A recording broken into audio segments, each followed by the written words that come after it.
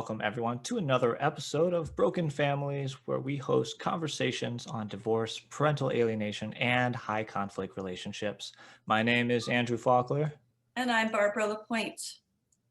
Today we are going to discuss false allegations in high conflict court cases.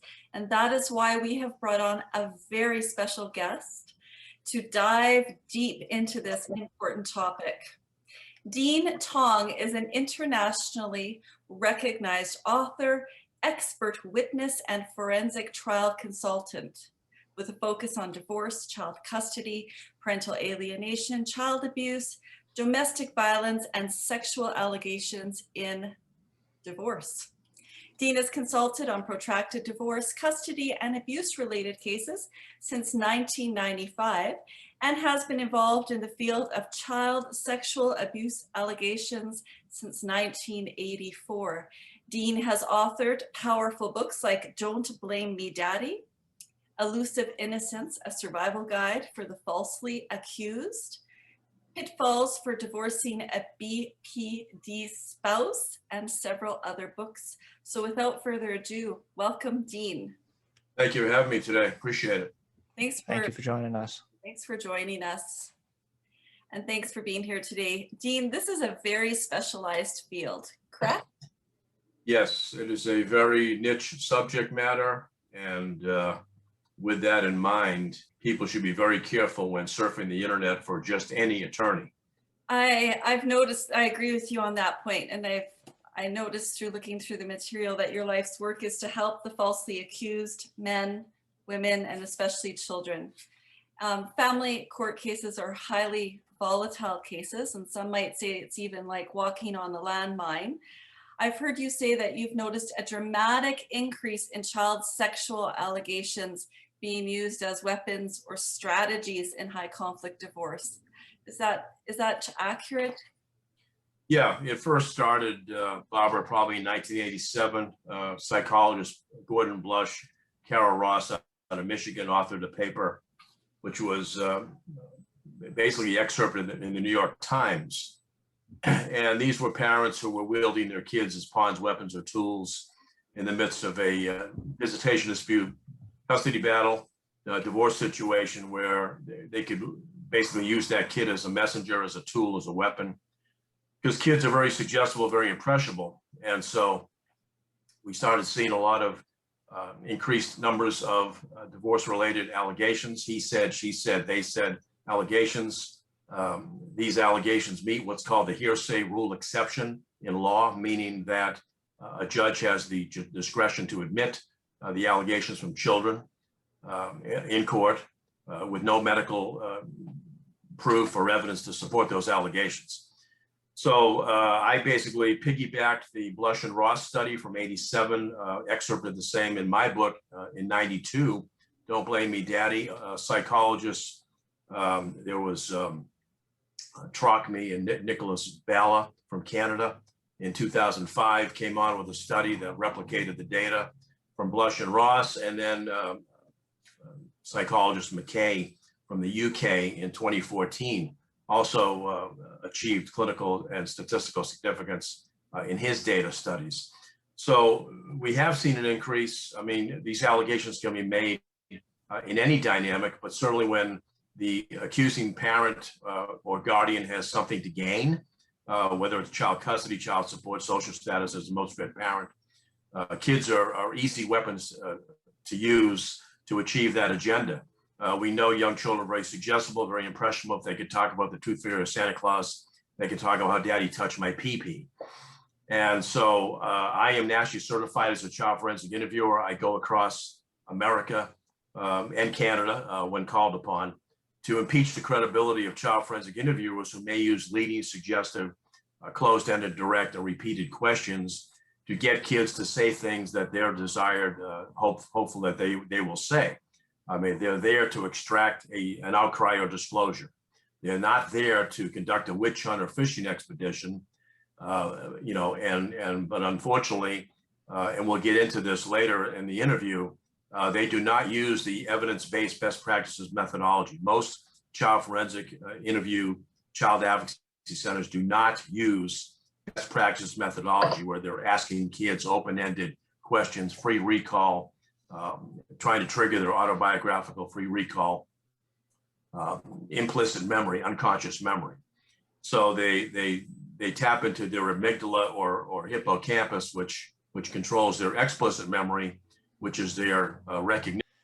So I guess in that direction, then how does the court determine if an allegation of abuse is true or false? Yeah, so that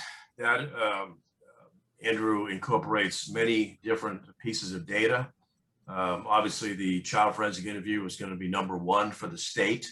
Okay, the kid is interviewed in a child-friendly room. That interview is observed by a police detective and a child protective investigator by one-way mirror in a separate room.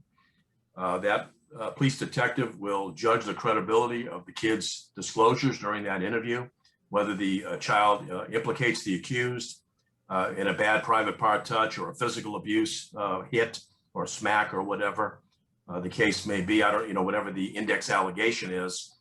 And that police detective basically will go back to the district attorney's office to refer for prosecution or not. It's up to the prosecutor to obviously prefer charges against the accused. But on a lesser basis, on a civil basis, which can affect the accused in family court, in juvenile court, where ultimately your parental rights could be terminated if CPS goes after you. In Canada, it's called the Children's Aid Society, CAS. So if the attorney for CS goes after the accused, you have to hire a juvenile dependency defense attorney to litigate against that lawyer's case to try to impeach their case to be able to sustain your parental rights, because you can lose your kid in a New York minute. It can also place you on what's called the child abuse registry, which is an internal finding by CPS.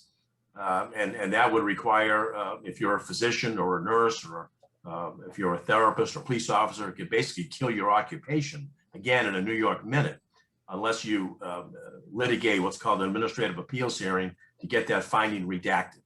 So there's a lot hanging in the balance based on hearsay and based on the efficacy of the interview that is conducted by the child forensic interviewer.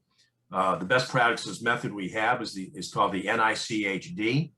That was co-authored by, in part, Dr. Phil Esplin. Dr. Esplin was the #1 expert for Michael Jackson at his trial in 2005. I worked many cases during Dr. Esplin's tenure as an expert out of Arizona, is where he was based out of Phoenix. He is retired now, but he co-authored that methodology in 2000, which stands for the National Institute for Child Health and Human Development. So that's a faction of the NIH, which is in Bethesda, Maryland. So that methodology would require the interviewer to ask the kid, who's the child victim, the following type of question. Can you tell me what happened? And then the child answers, can you tell me more about that? Tell me about that. So now you're basically trying to trigger the implicit memory of the child, free recall, free account, free narrative, without putting words or thoughts or ideas into the mind of the kid. That is the very definition of suggestibility. You're not supposed to do that, but a lot of interviewers do. Most interviewers will ask the question, did daddy touch your pee-pee? So that's a closed-ended question because it's asking for a yes or no response. It's leading and suggestive because it actually names the body part, pee-pee. And it's negative stereotype induction because it implicates the accused, daddy. Okay, so the interviewer is not doing what's called memory source monitoring and challenging the source or origin in the child's brain of who he or she thinks touched her pee-pee or his pee-pee. So you have to be open-minded when you're investigating these cases. That includes interviewing these kids. Are these interviews recorded? Most are, Barbara. There are some jurisdictions across America that do not, and I may get only a transcript. There are jurisdictions where I don't get any of that. I won't get an audio, video, or transcript or DVD, and Mr. Tong will review, basically what's called a forensic interview summary report. Well, that's no good to me because that's not a verbatim interviewer-interviewee question-answer session. I don't know what the questions asked were and how the kid answered them. Plus, I can't see the affect demeanor of the kid on tape. Does the child appear traumatized? Is the child fidgety? Maybe the child's diagnosed with ADS, attention deficit spectrum. Maybe the child's diagnosed with ADS and is taking Vyvanse, which can cause hallucinations, seeing or hearing things. So there's a lot of factors involved here. And unfortunately, as soon as the child tells mommy or the teacher, my daddy touched me down there, a call is made by the teacher, who's a mandated reporter at the school. It goes to the government, CPS and or the RCMP in your country, the authorities, out for immediate investigation. So the accused hasn't even been notified at this point, has no clue what's going on, totally one-sided. Kind of like an ex parte order for protection from abuse if you get on the local courthouse or women's shelter and just give an affidavit. Accused doesn't know what's going on. So, they get the kid in and the child is supposed to be interviewed within 72 hours, 3 days of making that outcry to mommy or the professional, who's a mandated reporter who's required by law to basically glean that any reasonable suspicion of child abuse, he or she has to call in. It's mandated to call in. Failure to report is a misdemeanor crime. You can get arrested. You can lose your job as a teacher. All right, so the call gets made and the police show up, CPS shows up. The child is taken within 3 days to that child advocacy center and that interview is conducted. And that interview is the smoking gun of the case, because that interview is going to set into motion basically whether or not a prosecution is going to go forward, a CAS juvenile dependency litigation case is going to go forward, whether mother is going to use the child's outcry if it implicates the accused to her behest back in family court. Like I say in my book, Elusive Innocence, the three-ring circus, juvenile, family, and criminal court. And try getting an attorney, a barrister, a solicitor who can competently litigate in all three of those jurisdictions at the same time. Good luck. Well, I just want to ask the most basic question. Why would someone make false allegations against another person? Is it because it works in family court? Or? Most parents, Barbara, are protective. I mean, you want to believe most parents are protective, right? They want to protect their offspring, their children. You have to do that as a parent. Obviously, you want to do that as a parent. You want to think that most allegations that are made premeditated in bad faith, maliciously to eradicate, if you will, the other parent are more the exception than the rule. Well, if you look at the studies, most allegations that are false, made in bad faith, are more the exception than the rule, only about 5%. Okay. But if you go to my website, which is abuse-excuse.com, it's been on the internet for 25 years, since 96. Dr. David Finkelhor's study is over there that he conducted. He is the director of the Children's Crime Lab out of Durham, New Hampshire. And he did a study, a 15-year study between 2002 and 2006 that saw the number of abuse allegation reports consistent at about 3 million a year in America. But out of those, there was a substantial decrease in the incidence of abuse, and especially sexual abuse. The numbers decreased by like 50%. Well, if you do the math on that, that means the number of unfounded reports, the number of reports that didn't rise to a preponderance of evidence, 51%, more evidence than not, were huge. There was a huge number of unfounded reports. And that's the sticky wicket in these cases. Most allegation reports are unfounded or unsubstantiated. They do not meet a preponderance of evidence, 51%. But the government will tell you, and the judge might even tell you, that doesn't mean you didn't do it.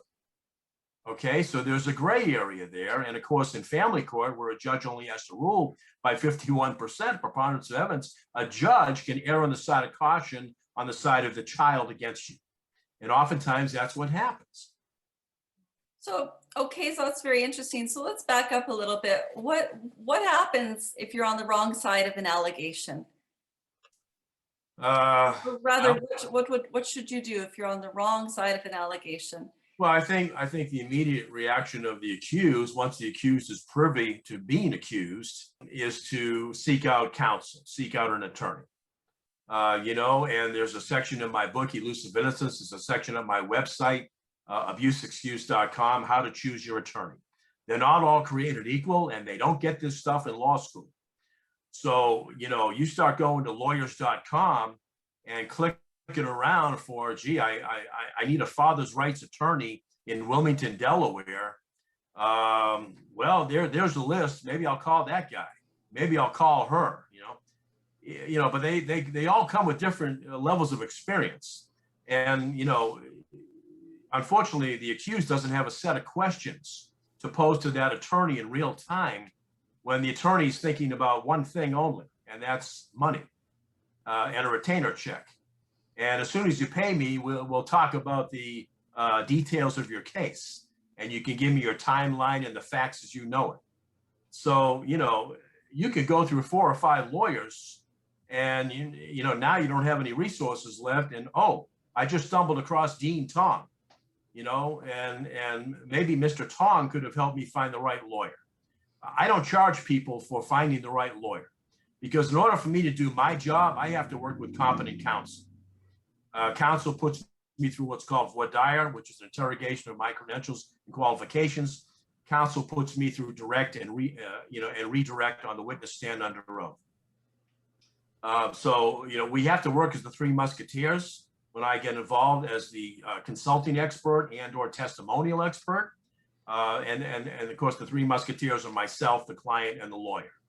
My job is to help the attorney intersect the facts, the science, and the law in court. That's my job, hoping that, we will get the best result possible. So when you go to my website, Barbara, abuseexcuse.com, you'll find out that in these cases, you are presumed guilty. The constitutional maxim of innocence until proven guilty is out the window in these cases. It's automatically the opposite. You are presumed guilty. Why would the child say you touched her pee-pee unless it happened? Okay, so you have to answer that $64,000 question correctly. Well, gee, I didn't do it. Well, I'm sorry, sir. Your word is not going to outweigh the word of that kid. And the reason for that is we believe that children don't lie. Children are not mistaken. They must be believed and protected at all costs. That is the operating maxim pretty much all across this world, not just America, right? So with that said, you have to prove, your innocence by proving a negative. And the way you do that is you go through testing. You may have to go through a polygraph. You may have to go through psychosexual risk assessment testing. And one of our smoking gun gold standard tests is called the ABLE Assessment for Sexual Interest, also known as the ABLE Screen. The website for that is ablescreening.com, ABEL screening.com. Methodology, legal admissibility is all published at the website. This test has been around as long as my website has, 25 years. Right on. So the men's groups especially, a lot of them are, they speak a lot of fear on having their entire reputation destroyed by a false allegation. Some of these people, they've worked hard their entire life to get to a position and at work or just social standing altogether. And they're absolutely terrified of having this happen. What kind of things could they do to doctor their reputation, presuming that the allegation is false? Yeah, it's a good question, Andrew. So in today's world, in today's climate with the Me Too movement, and it's just so easy to ruin somebody's reputation based on an allegation, whether you're a college kid at a campus or you're a young priest, who's going in to the Catholic Church. We know about the issue there over the last 20 years, approximately. So in today's world, you really need a body cam. You really need a body cam on your person for accountability purposes, video and audio. And if you don't have a body cam, well, I guess you better have another person strapped to your shoulder at all times, because it's just all too easy to be accused. I mean, I think Sheryl Crow just came out nationally and made allegations during her time with Michael Jackson. So I happened to be at Michael's trial in 2005. I was there on behalf of Court TV. My colleague, Dr. Esplin, was his number one expert. So yeah, I mean, and certainly you need to construct a timeline in your computer, a chronology or journal by dates and events. You need to compile a list of fact witnesses. Okay, so you have three types of witnesses. You have lay, fact, and experts. Most cases are only going to have lay and fact witnesses. Experts you have to hire. If you cannot afford experts, if you cannot afford counsel, the court may appoint both for you if you are indigent, which means in law informa pauperis, which means basically you're poor. Okay, that only happens in criminal court or juvenile dependency court, where CPS takes your kids and and then maybe 12 months later files a petition for TPR, which is termination of your parental rights. So in either of those situations, whether you're under arrest, you're facing the loss of your freedom, incarceration in prison, you're facing sex offender registration, you're facing loss of your kids, you can get counsel and experts at no cost to you or your family. The court will order the state to pay for the same. I belong to an organization called the Justice Administrative Commission in Florida, justiceadmin.org, and I've been with them over a decade, and they take care of fees on behalf of accused defendants and respondents in dependency cases. Okay, but a judge has to order their intervention, so they need a court order, which means I need a court order. So if I don't get a paycheck, I need a court order. Then I do the work first and I get paid later. Make no mistake, these cases are marathons, not sprints. With that said, the accused better buckle up and tighten your seatbelt, because this is going to be a long ride. This is not going to be something that's over with in 1 week or 1 month or maybe 6 months or maybe even a year. Some of my cases have lasted 5 years. Make no mistake, and that's with or without COVID. So there's not a lot you can do to prevent an allegation other than that body cam or having your house hooked up with audio and video mini cams inside and outside your house. So let's say you're a Disneyland dad, you have every other weekend visitation with your kids. If the kid comes home to you on a weekend and said, "Hey, Daddy, Mommy called you a jerk." Okay, so you got evidence of parental alienation on your tape from your home tape. Judge, I didn't install the tapes due to deliberately impeaching the credibility of my ex. I installed them for purposes of beefing up my security system. I live in a bad area. Okay, I'll accept that. Well, now you got evidence of possible impeachment against Mom. And then if the next time the kid is saying, "You touched my pee-pee," well, now you got that on tape. Okay, so other than that, you really don't know where this allegation, the source and origin of this allegation is emanating from. You really don't until your lawyer and experts get involved to basically critique the investigation by the state. So the state comes in first. If I'm hired on a case, I come in second to critique and review what the state has done, to see if they have, basically dotted their I's, crossed their T's. Have they adhered to evidence-based best practices? Maybe they did not. And I'm looking at your own attorney. I'm looking at the attorney you hired, or maybe even the one that I chose for you to hire. And I'm looking for errors of commission, what that lawyer did wrong, or errors of omission, what that lawyer may not have done at all. So I'm basically vetting everybody in the case, because I know sooner or later I'm going to be vetted when I come under oath. And yeah, it sounds like it's just an incredibly highly stressful situation. And so people who don't dot their I's and cross their T's, like you're saying, can just very quickly butterfly into a disaster. This can. And look, with all due respect to attorneys, and I have to work with attorneys 24/7, 365, they do not get this stuff in law school. This stuff is not taught in law school. My book, Elusive Innocence, is sold in like 25 countries, but I bet you it's at only very few law libraries across America. I bet you it's in very few legal briefcases of attorneys across America. My former associate, Dr. Stephen Ceci, that's spelled C-E-C-I, and his best-selling book, Jeopardy in the Courtroom. Any attorney who's accepting a retainer check in what I call a kiddie child sex case, which is ages 3 to 6 to 7, if you're taking that case and you haven't read Dr. Ceci's book, you're basically committing legal suicide, not just for yourself, but for your client. So, I mean, look, there's an area of mental health and psychology, behavioral science and social science that goes along with these allegations, okay? So the kid goes to the advocacy center for an interview. That is a person usually with a master's degree in social work who's conducting that interview. Obviously, CPS are either bachelor's or master's social workers that are doing the initial investigation. Police officers, the only difference is their degrees in criminal justice, okay? So they're all about motive and method and means and opportunity. Cops, that's how they're trained at the academy. Well, that's how criminal defense attorneys are trained also. They're trained in motive. As experts, we're trying to go beyond that and look for what's called sexual triggers. What could have triggered this kid to all of a sudden, at age 8, accuse her father, who's only had a desire for sexual interest and relations with consenting adult females his entire life, to all of a sudden molest his own flesh and blood, his daughter? Okay, what could trigger that? Well, it could be a book, The Courage to Heal, The Devil Takes the Youngest.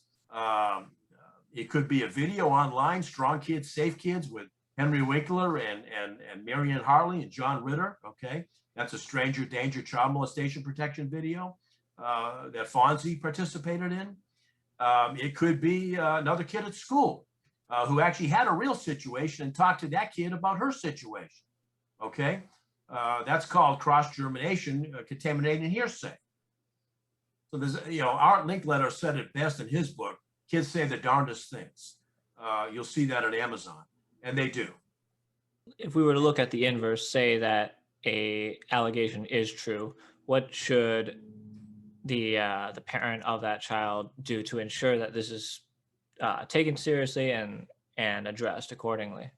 Yeah, so I get cases like that too, and I was hired by a mother down here in Florida, in my state.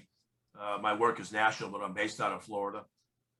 2 years ago, I was hired by a mom down here in Daytona Beach who the state spent about $300,000 to try to terminate her parental rights because they believe that she falsely accused her 4-year-old son, to in turn falsely accuse his father of anal sodomy. So I got involved. The state paid my fees. Mom had no resources. And that was a war. Take no prisoners. That case lasted 1.5 years in litigation, 4 months at trial. 4 months at trial. I was there for 1 week, the expert week, if you will, for me to testify, but also to help the attorney impeach the credibility of the opposing experts. So in a case like that, you have to first understand that physical proof, physical evidence of child molestation occurs about 5% of the time, okay? 1 in 20 are gonna have physical evidence for sexual abuse. So 95% of the cases are hearsay. And that hearsay is gonna be admissible depending on the discretion of the judge. There may be a hearing on that, but so the mother, obviously, if the child tells the kid out of the clear blue, Daddy did this to me or whatever, it's going to report it. That's the right thing to do. You have to do that, document that. You might even tape that. Be aware whether your state is a one-party or two-party state. My state of Florida is a two-party state, meaning you really have to get permission from the party you're taping. But you can, I've never seen a person arrested and be prosecuted by a misdemeanor for illegal taping. And so, it might not be used for impeachment purposes back in court, but I would say go ahead and tape your own kid, to have accountability. And then obviously, once CPS and the authorities show up, they're going to do what they're going to do, take the child for the forensic interview, which has to be done within 72 hours. Sometimes it's not. And then eventually mom's going to give a statement to the police. Mom will give her own interview to CPS. And eventually a judge will, as the trier and finder of fact, will decide truth from falsehood. Only the judge can rule on credibility of witnesses, including the child. Only the judge can say whether a child's been molested. I can't say that. No expert can. Now, there was a case in Alabama 4 years ago where the judge allowed me to give that opinion, but Rule 704 in the federal rules says you're not supposed to be able to invade the province of the fact finder, which is the judge or the jury. depending on whether it's a civil or criminal case. So only the judge or the jury can say whether you molested or raped that kid. So earlier in the interview, you were mentioning how suggestive interviewing was a poor practice, Right. and it could lead to propagating the kid to going into more detail and taking on those suggestions. How exactly should the interview process go in order to distinguish truth? Yes, you want to try to stay away from naming the body parts during your interview question. Try to stay away from asking the kid a direct question, closed-ended question, which is asking for a yes/no response. Stay away from naming the accused. Okay, you have to be as open-ended as possible to tap into the implicit memory of the child, which is controlled by the child's prefrontal cortex. So let's say the child's name is Stacy. Okay, Stacy, can you tell me what happened? Well, maybe the child's too young to tell you what happened, to give contextual details of the graphic details of the inappropriate touching or penetration, whatever the index allegation may be, to be able to do that. You might have her write it down. If she's 4 or 5, 3.5 or 4 is about the youngest age at which a child can give salient details of molestation or cognitively lie. Okay. The next developmental milestone would be the age of reason, which is 7 or 8, where the child's supposed to understand truth from lie, right from wrong, good touch and bad touch, from secret touch.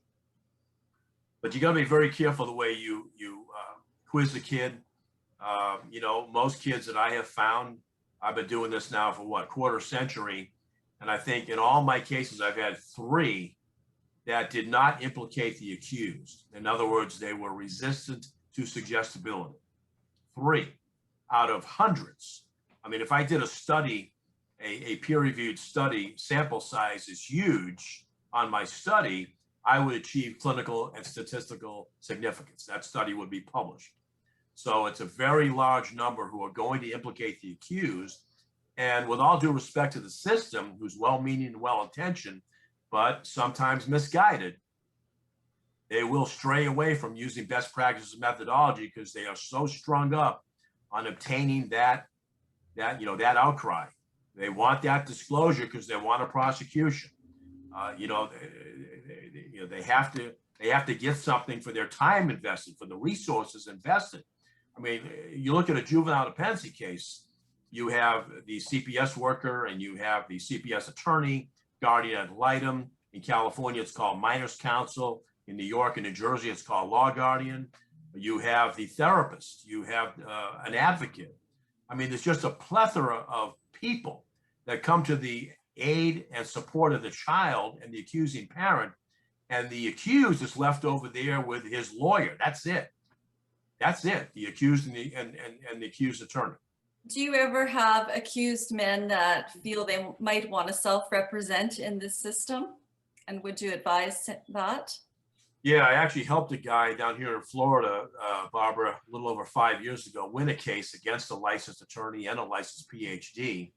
I think we were more lucky than competent, but we did get a good result. So he did have his name cleared, and he was reunified with his child.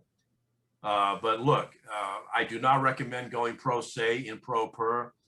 With all due respect, I don't care how much of a good jailhouse lawyer you think you are. You're not a licensed attorney, so you don't know the rules of court. You don't know the rules of procedure. You don't know the rules of evidence. And that's right out of the gate. Before we get into the nitty gritty, I'm trying to do voir dire on Dean Tong. Yeah, that could take an hour in and of itself. So again, these cases are marathons, not sprints. Get ready to buckle up. It's not just what you know, it's who you know. So if you plan on employing a dream team, I suggest you put on one side of your sheet of paper certain names, and on the other side other names, and then start crossing off those names. So I know we're in the process of coming out of COVID, at least that's what it seems like right now.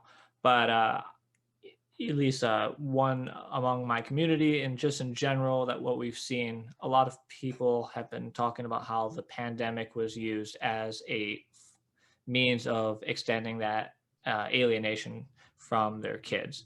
And I was wondering if you could speak to that, what they could do now, and what they also can do moving forward. Yeah, and I think I told you when we first communicated by email, Andrew, I testified 7 times last year by Zoom, Zoomcast, interactive video network in court cases across America. So I don't like it. I think it inhibits the right of due process for the accused because it takes away the affect, the demeanor of the judge. I can't see the judge. Judge may not be able to see me. I don't know. Usually I can see the lawyer I'm talking to. That's about it. But there might be 10 or 30 or 50 other people in that courtroom. I'm not seeing everybody. I know not everybody's seeing me. So there's a lot hanging in the balance of these cases. So look, the Supreme Court in every state gave rules on when this stuff was going to get back to a regular state of litigation in court. We have open courtrooms again. But certainly, custodial parents who had custody of their kids when COVID broke 15 months ago could definitely wield COVID as an excuse in saying, well, I'm not going to send Sally over to you this weekend because you were exposed to somebody with COVID, or you tested positive for COVID, or your grandmother tested positive for COVID, and I'm not going to take the risk. So try to take me to court. Go ahead and file your petition for order to show cause for contempt. Good luck on that. So I guess what can they do then to try and fight against that now? Well, now we're getting back to the normal modus operandi, if you will, and to the way it was in last time I was in a physical courtroom was February of last year, almost a year and a half ago. That was in northern Georgia. So and you want to get your case back on the right track. Obviously, justice delayed is justice denied, not just for you, but for your children. Parental alienation is an emotional, mental, psychological form of child abuse. Obviously, it's controversial because it's not published in the DSM-5. It's not published in the ICD-10, but yet it does exist in subtypes. Child affected by parental relationship distress, child psychological abuse, estrangement, and parent-child relational inventory. It's going to be published in the ICD-11, which is coming out in January of next year, as QE 52.0, as caregiver child relational disorder. So lawyers can get it in. That's not really a huge problem. The problem is, do you have the evidence to point to the judge to paint a nexus, a link between said alienation and the deleterious effects of that alienation to the child? Because that's your real challenge. So you have to be able to articulate to that judge with proof, with evidence, either through medical notes, counseling notes, experts to back up those notes in court, psychosomatic issues to the child, headaches, stomach aches, nausea, vomiting, perhaps anxiety, depression, or worse, cutting, self-mutilation, suicidal ideations based on the alienation. This is what you have to point to the judge. This is what you have to articulate to the judge through professionals. And obviously, a lot of associates of mine have written on this. Dr. Jennifer Harmon, Colorado, Dr. Richard Warshak, who's known me for about 30 years, Dallas, Texas, Dr. William Bernay, who's a psychiatrist who's retired now, but he and I are working the case together. He's been our #1 advocate, if you will, to the DSM committee to try to get parental alienation published in the DSM, in the Diagnostic and Statistical Manual. I think this has been more of a political process than anything else in trying to get experts and judges to be convinced that this is abuse, because the word alienation in and of itself can be, basically viewed as a premeditated weapon. Somebody is using this as a means to get custody. As a psychological body of authority, the APA, for example, the American Psychological Association, or the American Psychiatric Association, which actually publishes the DSM, we don't want to be viewed as a political body. We want to be viewed as an empirical body, as a scientific body. So we don't want that word in there. That word stands for vindictiveness. That word stands for revenge. So look, Dr. Gardner, Richard Gardner, who created this, who authored this pathology almost 40 years ago in 1983, was an associate of mine. He and I spoke in Washington, D.C. when he was alive, obviously, back in the 90s. And we had conversations about this. Hey, Doc, how do we get this in the DSM? Because back then it was the DSM-4 back in the 90s. And then it became the DSM-4 TR, text revision. And I actually was one guy who contemplated PAD, parental alienation disorder, PAD. He said, I like it, Dean, but it's not going to work. There's too many scientific nuances with that. It's just not going to, it's not going to come to fruition. So I finally got the inkling from other associates as well as judges to find out they did not like the word syndrome. Judges do not like the word syndrome. So if you're coming into court and you're going to testify to PASS, parental alienation syndrome, battered women syndrome, Munchausen syndrome by proxy, or any syndrome, you're going to be at an immediate disadvantage with that judge, because judges think that that's not scientific. That's anecdotal behavior. That's an anecdotal pattern of behavior. So whenever I come into court, it's always just parental alienation, PA, that's it. This might be a bit of a speculative statement, but it almost sounds like we need like a newer, fresher word for this, for parental alienation, like a newer term that's a little bit more maybe empirical, like you were saying, or even if we took the concept of parental alienation and broke it down into subsets with its own jargon. Yeah, absolutely, Andrew. And one of the subtypes, estrangement, I think would be a good starting point, parental estrangement. Because I mean, that's what you're doing, is you're estranging the child, right? I say in chapter 14 of my book, Elusive Innocence, I call it a fatherectomy. I got that word from Dr. Warren Farrell.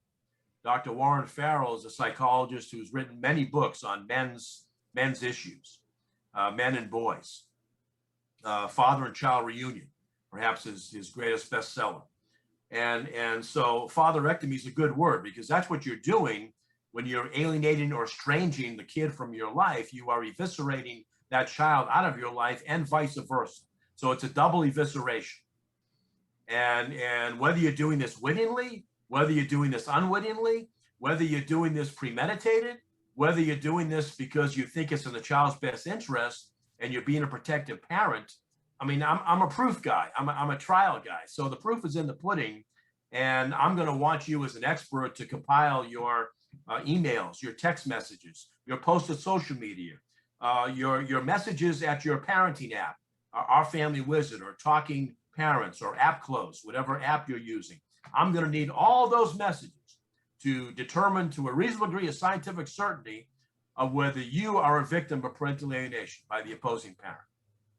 And then I'm going to need medical, psychological proof of whether said alienation has negatively affected that child, has harmed that child. So sometimes I like to visit the shadow side of these issues, especially when we're dealing with these big three-ring circuses, these systems. Now, can't parental alienation sometimes be turned around as a silver bullet against a woman if a father wants custody? Yeah, well, let's eradicate the term silver bullet, Barbara. That does not exist. That is a anecdotal term, which somehow that became jargon within the fathers' rights movement, but there's nothing scientific about the silver bullet. So if you're going to hire Dean Tong or some bona fide expert to come in to testify to the silver bullet, there is no empirical peer-reviewed science on the silver bullet. Doesn't exist. There's the SAID, okay, which is chapter 8 of my book, Sexual Allegations and Divorce, but there's no silver bullet. But certainly, women can be the recipient of false allegations. Obviously, I've had mothers hire me in cases. I've got a few on my plate right now, and I got a mother from Ohio who was, in her mind anyway, falsely accused of coaching her kid because her kid said, Daddy touched my pee-pee, and the court threw it out. court-appointed expert threw it out. The court-appointed guardian ad litem threw it out as junk. So you have to understand the training level of all these professionals is on a different level. Okay, so you don't know what the scientific, psychological, psychiatric, educational level of that judge on the bench is. You have no idea. Same goes with the GAL, guardian ad litem. And if you don't have the CV of the court-appointed expert, which you should, you won't know that either. So mothers and women being accused of sexual abuse, that's clearly the exception, not the rule. You know, it's unusual. I've had cases where grandmothers have been accused of sexual abuse. Physical abuse, more common. You know, you went beyond corporal punishment, beyond spanking my butt with an open hand to the buttocks, and you left marks. You left hematomas. You left bruises. You left welts. There's no medical proof of that, but that's what the kid said.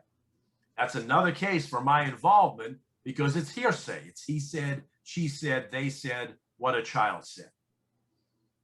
Okay, it's Rule 803, which is the exception to the hearsay rule. And pretty much all 50 states allow for an exception to the hearsay rule.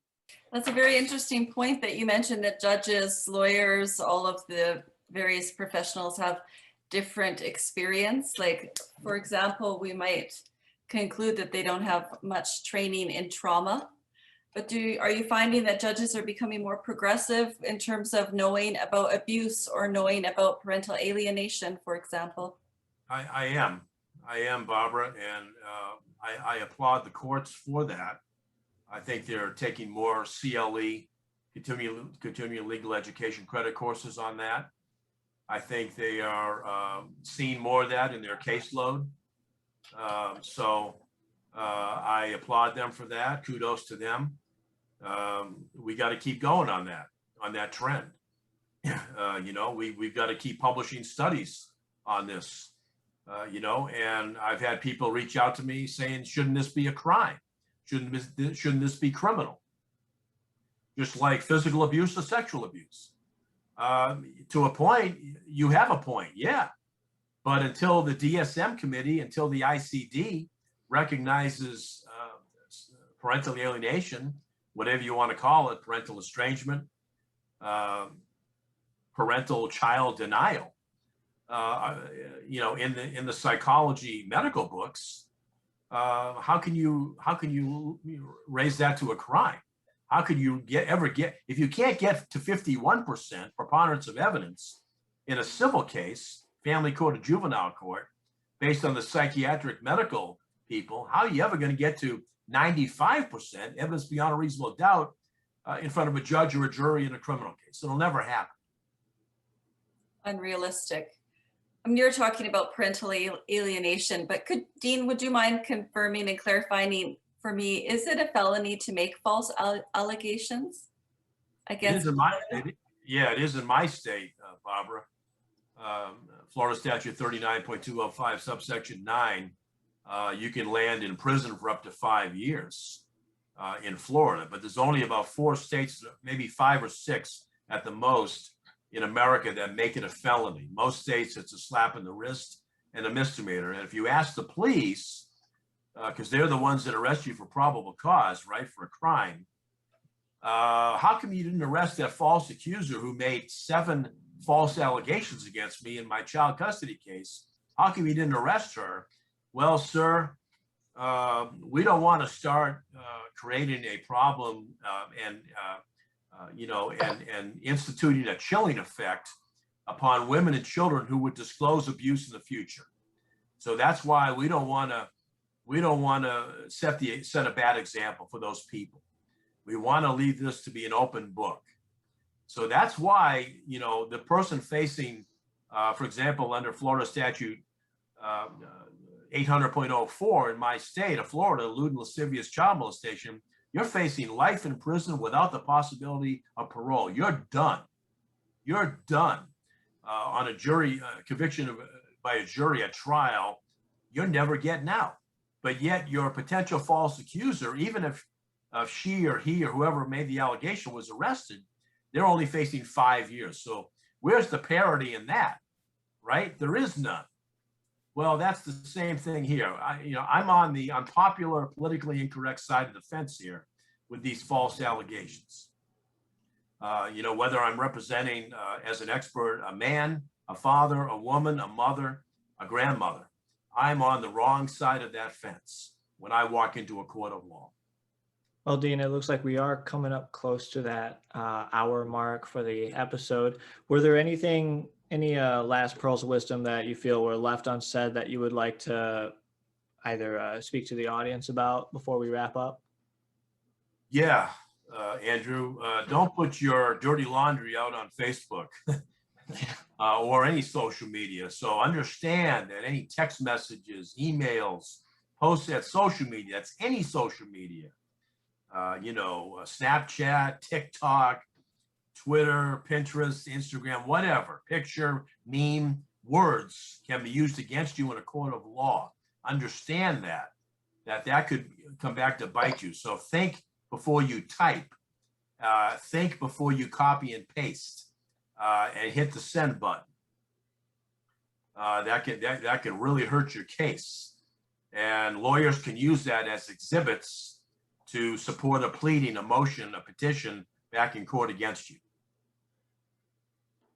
Definitely. I think that's highly relevant because especially in Facebook parental alienation groups, you get a lot of people taking screenshots of their text conversations, posting it on these groups and asking for advice on how to deal with it, how to respond. I've seen people scan in their documents, actually scanned in their court documents and their case numbers and the names of the litigants.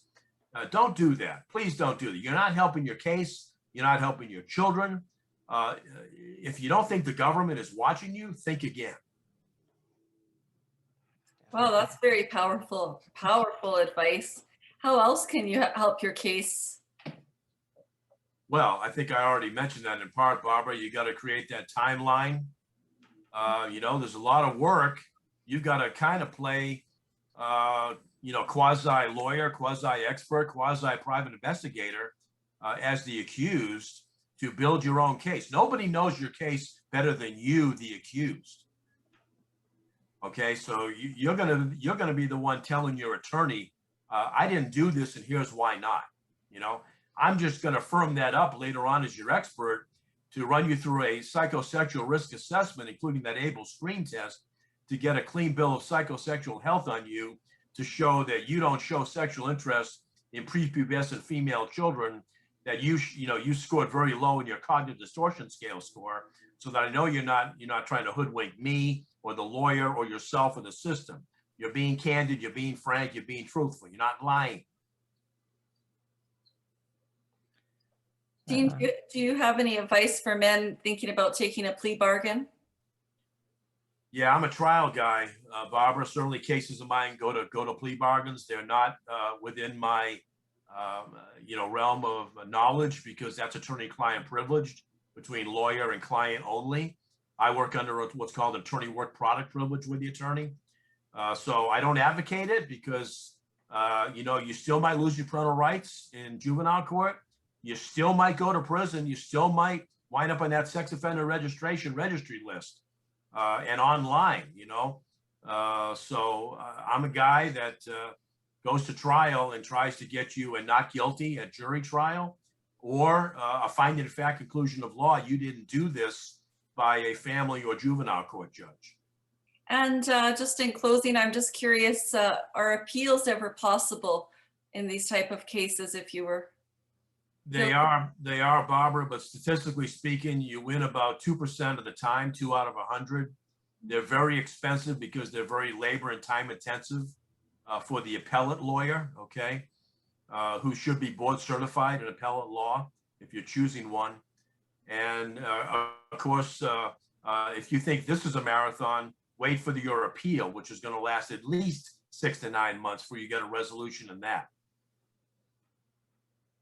All righty, Dean. I know you've mentioned it a couple times, but just to close up, what would be the best way for listeners to reach out to you if they wanted to contact you?